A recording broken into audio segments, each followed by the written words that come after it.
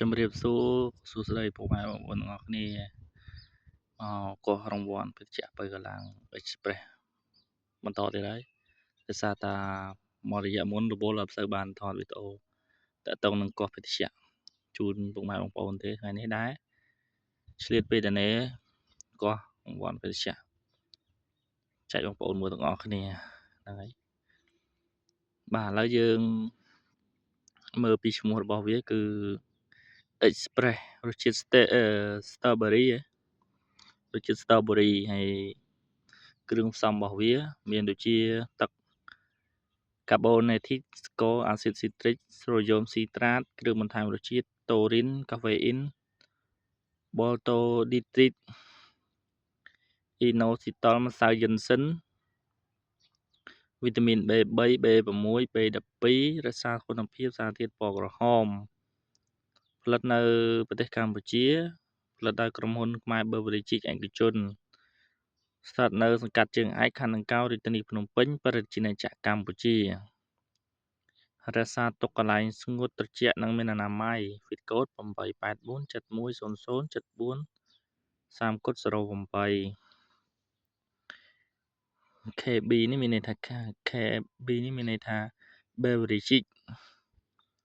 ហ្នឹងហើយ Express មើលតាមហ្នឹងទៅបងប្អូនទាំងអស់គ្នាហើយបាតកំប៉ុងរបស់យើងគឺអក្សរផុសគឺលេខ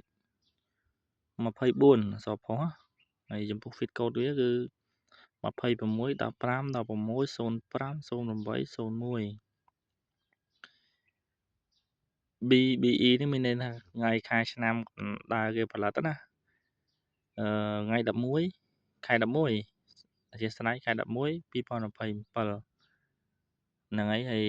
ឥឡូវយើងឧត្តមព័ន្ធទាំងអស់គ្នាដោយសារតាយើងចង់ដឹង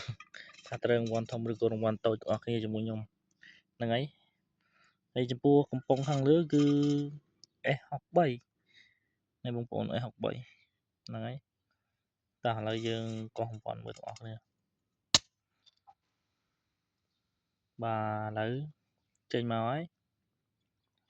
ត្រូវឬខុសយើងចាំទស្សនាទាំងអស់គ្នាហ្នឹងហើយព្រោះឥឡូវគេកាត់បន្ថយរង្វាន់ច្រើនជាងមុនគេអត់សូវមានរង្វាន់ច្រើនដូចមុនទេហើយចង់ដឹងថាត្រូវរង្វាន់ច្រើនឬក៏តិច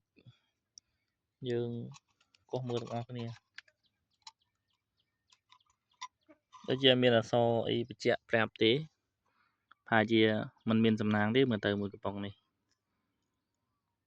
ហើយមើលទាំងអស់គ្នាបងប្អូន